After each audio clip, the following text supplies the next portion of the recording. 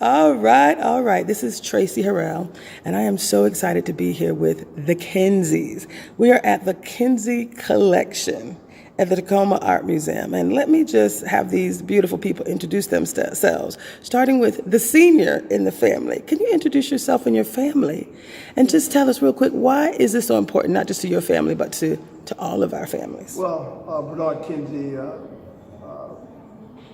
what people in Tacoma, Seattle, Portland, and surrounding areas will see objects, books, documents, manuscripts, 2 and 3 dimensional art that they won't probably see anyplace else in America save the Smithsonian. Mm-hmm. And we believe it is the historical record of America starting in 1595. We are terribly proud of the partnership that we have with the Tacoma Art Museum, and just want to wish everybody the opportunity to come and bring your kid, because it's a learning experience. It is a learning experience. And this is your handsome son and your beautiful wife. Would you both introduce yourselves as well and tell us what this means to you? Sure. My name is Khalil Kinsey. This is our life's work. This is our small contribution to the movement for Black Lives and moving this country hopefully forward, and getting past these issues around race and differences. As my father would say, this predicament in America. We've got this knot that we just can't seem to untangle, and we think that the exhibition and the collection and us sharing it is one small way to help elevate the conversation and understanding around the contributions, the multifaceted contributions, and the full citizenship, humanity, and participation of a people.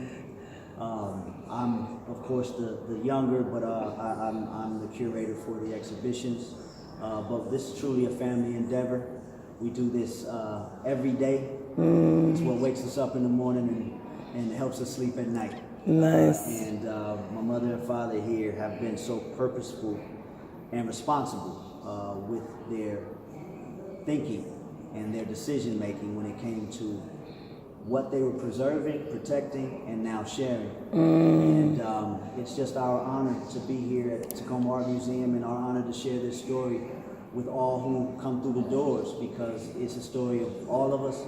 It's a story of our connection, our community, of our hearts, souls, minds, and spirits. And most importantly, it's a celebration of our true brilliance and strength. I can't stop smiling. Mom, I see you're smiling. You're so proud. Tell us a little bit, why are you so proud of what you're doing here, and your son, how he's now curating and leading this process? First of all, I'm Shirley Hoover Kinsey, and my son Will. I have enjoyed it. It's the best thing we've ever done together, and it's done my heart good to know that he's going to carry this forward. When I started collecting, we had no idea we would become what we are now as collectors. We see ourselves more as, even though we acquired all these items, we see ourselves as stewards of this. And wanting to share it with the world, because it's not just Black history, it's American history. And there's so many untold stories of accomplishment and achievements found within this collection that I think when a visitor sees it, they come away with a lot of aha moments, a lot of I didn't know that, and they hopefully will question themselves as to why. And this is not in history books. It needs to be, of course, but it's not. We have a book, as a matter of fact, and we keep saying, my husband Bernard keeps saying that it's the only history book we need because it's the only one that's got Black folks in it. And On every page. On every page. And the stories they tell, that each page will tell you, is something that you can go deeper and dive deeper and find out more about it. Hopefully you'll be inspired, motivated, and educated once you go through this collection. Educated about what you didn't know, motivated to want to know more, and inspired to go out and find out a little bit more. To do your own relatives, your own ancestors, your own Yes. helps in your family. Yes. I love it. And just learn about who you are and whose you are.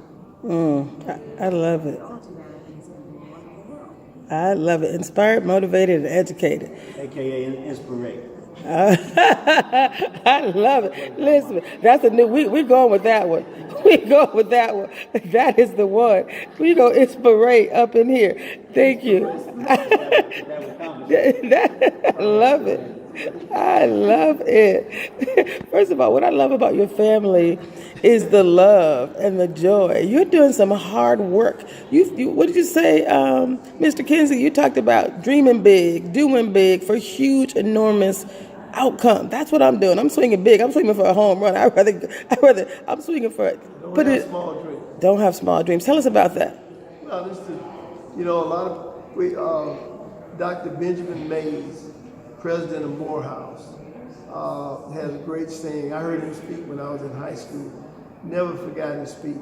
And essentially what he says is that most people fail not because of effort and all that, but they don't have the right vision in life. So his idea is to aim high and miss rather than aiming low and hit. And a lot of people aim low and settle. And we ever say you shouldn't settle. Right. Because it's not a life that you're going to really be able to understand what your passion is. And you need that to be able to get up every day. So, the only way to know that is to know how powerful you are. yeah. And the only way to know how powerful you are is if you understand where you come from and who you come from. And that's a personal experience thing for all of us, I believe. Understanding more about ourselves, about our history and ourselves only makes us feel more purposeful, more powerful, and more, there are more possibilities as a result of that. I love it. We have a way of saying that probably the richest place in the world, not the New York Stock Exchange gold mine, is the cemeteries all over the world of people dying with potential. And most of us have not used our potential. So the idea with the Kinsey family, what we do is not just about history. We want people to do better. You follow me? Yes. Because our life is really the life that a lot of people could have lived. We decided to live it differently. And so we're not special. We just were purposeful about what we wanted. And you have the right partnership. I always say this. If you marry the right person, you can't hardly mess it up. And if you don't marry the right person, you ain't gonna never get it right. So the reality is that there are certain decisions that are predicates for life. Yes. And people don't understand sometimes how they control their lives based on those decisions. So this idea of aiming low and hitting is just not good. Yes. Because, there's a saying, if I knew I was going to get here, I would have done something better. You know what I mean? Right. Right. Yeah.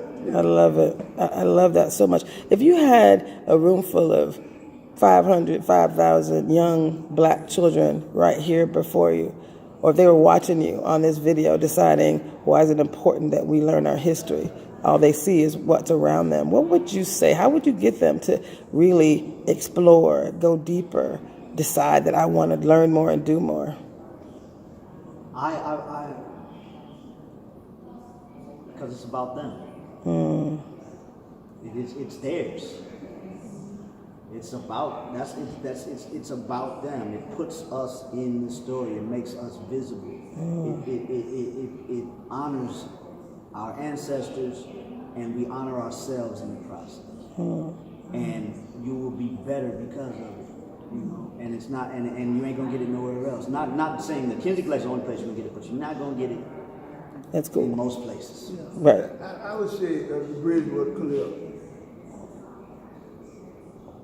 Until someone reaches their consciousness, they're not going to change. So it's very clear about this. So I don't care what you tell people to do until they make a connection with that. And the only way they can make a connection with that is fill the hole that most of us have in our hearts. And that hole is, I don't know who I am, and I don't know where I came from. Okay? So when you get that part right, all of a sudden you become they would take the book from you. And we've seen it. We've seen it all over the world. When people really become motivated because they've connected with what is real for them, their passion, Yes. it's over. They do it on their own. Right. And that's why, and Khalil mentioned it, this notion about being the city on the hill that America likes to portray itself as. Well, it wasn't a city on the hill for black folks. You follow me? Right. So I'm saying what we have to do is to understand that and make this part of our, reality. Yes. And the only way you're going to do that, you cannot sit around. David Walker, 1827, the appeal, he said silence is allowing people that are going to keep you down to emphasize their story. So, and we have so much silence in this country of people not speaking up, speaking out, and doing the things. There are two things in this country that black people had, started in slavery: resistance and expectations. That's it. That's what all of us had. Resist this notion of Jim Crow, racism, suppression, whatever you want to call it. But you got to turn around and be a father, husband, sister, brother, and all of that, and go to work every day. So you have to have high expectations. But there's got to be a part of you that is resisting this American notion that black folks don't matter. And that's what we have a saying: you can be black and successful too. If you don't put all that together, 'cause most black people don't believe they can do both. I can be successful, but I can't be black. Or I'm black and I don't need to be successful. It's just not true. Right. You got to make money in this country, and the more money you make, guess what? The more you can do to Yes. change the story. Okay. I love that. I love that. If you, I heard you talking earlier, Khalil, about corporate America, about this concept of equity in business. And that's my passion. That's the space that I'm at. And I just heard you, Mr. McKenzie, talking about work that you're doing in corporate America as well, related to inclusion. So if you were talking to business people, corporate people, about why we matter or why understanding our history matters, what would you say, and why was, first of all, I'll start with you, Khalil, why is this concept of inclusion in business and equity in inclusion so important, and how do you connect that with this storytelling? Well, my father and his colleagues literally wrote the book on corporate D&I work from the 70s on. He spoke about the Harvard case study that is still being taught on their work, and it really became the model for the resource groups that exist today, and how corporate America addresses diversity and inclusion. And if you would ask my father or ask us, there's still a ton of work to be done, because a lot of it is empty, a lot of it is performative, Right. and it doesn't really get to the root of true, support and true intent towards this diversity and inclusion. Yes. But there's also a very core business case for it, as well as how it affects and improves the bottom line of a corporation or a business. Just like, in a larger sense, that there's a case for it as far as American exceptionalism, quote unquote, or anything like that. If you marginalize your population, then you're not getting the best out of your citizens. Yes. So how can you thrive and excel if you're keeping people sidelined? Yes. Right? So you're really actually working against your own interests, or what you say you are, or who you are, by doing so. It's a very simple, logical thing, but we don't tend to. This country is a country based on a myth of that we live up to the ideals that we set. We don't practice those ideals. Right. And corporate America doesn't practice those ideals. But also, Pop would say, and I hope I'm not taking your lines, but that corporate America, the reason that black folks do well in rule-based activities, sports and different things, metric-based, is because it's metric-based. The rules are the same for everyone. You start at the starting line, you go to the same, you know what I mean? But if it's different for everyone, or if they change the rules, which they've done in metric-based things and all of that as well, but there's no probably greater example of it ever changing or the goalposts being moved than corporate America. Yes. Yes, so it's the same. If you have the rule book, playbook, then you know how to move. You know how to navigate. Let me get it. there's a concept called the jockey syndrome. Called the what? Jockey syndrome. Jockey syndrome, yes. Jockey syndrome says when you get too good, we change the rules. And that's what happened in Black America. I mean, white America all the time. So what Khalil, I'm bridging with Khalil. The reason we've done things so well in so many areas that have metrics is because if I'm a good singer, I either sell records or I don't sell, or more people come to see. It's just whatever the indice is. But in corporate America, it's still the good old boys club. So in Xerox, what we did, we formed our own club called the Xerox Black Employees in 1971, and essentially put 14,000 black folks in Xerox by 1991. Wow. And we did that by being outstanding in everything we've done, black and successful too, but also pushing up against this resistance that is prevalent in all of corporate America. So, and all of us need energy to play the game. Yes. If you don't have enough energy, you can't play this game. Yes. So that means if you can't get up in the morning, if you don't have that connecting point, if you don't have that pitter-patter in your heart, if you're not closing that gap in your consciousness, Yes. you just aren't going to be able to play the game. So what we say is get active, read more. You know, I read 2 hours a night even today. Because you need knowledge. You need knowledge to play this game.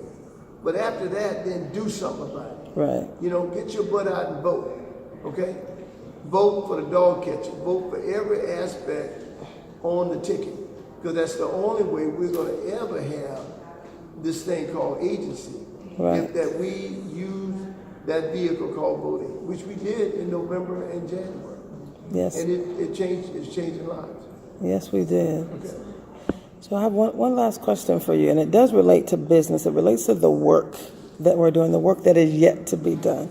If you think about what you guys have done over these decades, right, of effort, you're changing lives. You're getting people to see differently. What would you say to people? I mean, we know the business case for diversity is not just about bringing us in. It's about creating an inclusive space, an ongoing learning culture. And you're creating that learning atmosphere here every day. What would you say to corporate America? What would you say to Satya Nadella, President, CEO of Microsoft, or any of these leaders, right, who have tapped into diversity, but not necessarily into that learning culture, that inclusive space? What would you say we can do as individuals, and what would you say to leaders? Well, there's an article that we did on the Fast Company that you should get. It's the 20 principles of D&I that we use in Xerox. Equitable corporate culture. With Yes. corporate culture. It's all there. But the first one is the CEO has to be engaged. Yes. It starts with the CEO and it ends with the CEO. And we used to tell David Kearns, our CEO of Xerox, Yes. you can't take your hand off the wheel. Because if you do, the organization will know it and they'll stop. Right. So the CEO has to be the guy or lady that drives the notion of diversity inside the corporation in terms of making sure that numbers really do matter. There are consequences if you don't make those numbers. Yes. And that's really, it's pretty straightforward. That's what we did in Xerox. If I could add, it's also, diversity has a lot of different connotations. Yes. It often doesn't speak to black issues these days. Right. It doesn't. So we got to be more intentional and deliberate in actually calling out what it is, and CEOs or organizations actually directly addressing black folks. You know what I mean? Because a lot of companies hide behind this diversity. We had an experience where they were quick to tell us, "Oh, we're diverse." Now they weren't lying. Just diversity didn't mean black folks. So when you And it ask doesn't. them, so when Pops, goes second level on them and ask them direct questions about the numbers, they say, "Well, let us get back to it." When they get back to you, they say, "We have to apologize because we really do not have the black diversity. The diversity in regards to black folks. We just thought it meant everything. So there has to be a deliberate approach because no matter what, you can only serve, you know, we're only as good as the lowest of us. Right. You know? And it's always a race to the top. It's a race to get away from blackness. Because to address blackness means you're addressing the core of the problem. And this is not anti-white. It's not anti-white. Yeah, I mean, this thing, the reason I can talk so freely, you know, people come up to me, particularly when we were in Alabama or Mississippi, they said, I can't believe you talk to white people like that. I ain't talking to white people, I'm telling you what I think. Right. We were in Tulsa, last month. You know, I had a brother come up and say, man, I said, this is 2021, come on. Yes. What the hell am I supposed to do, get on my knees or something? So, you know, we have a long ways to go for this notion of the city on the hill. Right. These ideas. But it's the best thing we got. I tell Yes. people I'm not going to Russia. Right. I'm Right. from America. I'm not going to Africa. I don't know nobody in Africa. You know, I'm going to be here. Yes. But that doesn't mean that I'm going to not accept anything but the best. But you also have to do your work. I mean, what are you doing, you know, to help your community? My dad used to do one thing. He'd tell the city council, white city council, I want sewers in the black community, I want plants, I want sidewalks, I want the streets paved. Yes. You follow me? Yes. I want the same thing in the black community as you do in the white community. Yes. You follow me? My dad would not accept second-hand books, which is what black kids got, you know, in as late as the 60s. You follow me? My dad would get a truck and drive and go get the books, new books. I love You it. follow me? Yes. So you have to, this has got to come from a place of deep consciousness of you doing your part, whatever that is. You know, what Arthur Ashe has a thing, what does Willis say? You know, do what you can from where you are. Yes. From where you are. That's a good close. That's James it. Baldwin also has a saying, I'm paraphrasing, but it says, I love my country more than anywhere in the world. And it's because I love my country That I can that I reserve the right to criticize it. That's right. Yes. That's good. That's right. Good. Yes.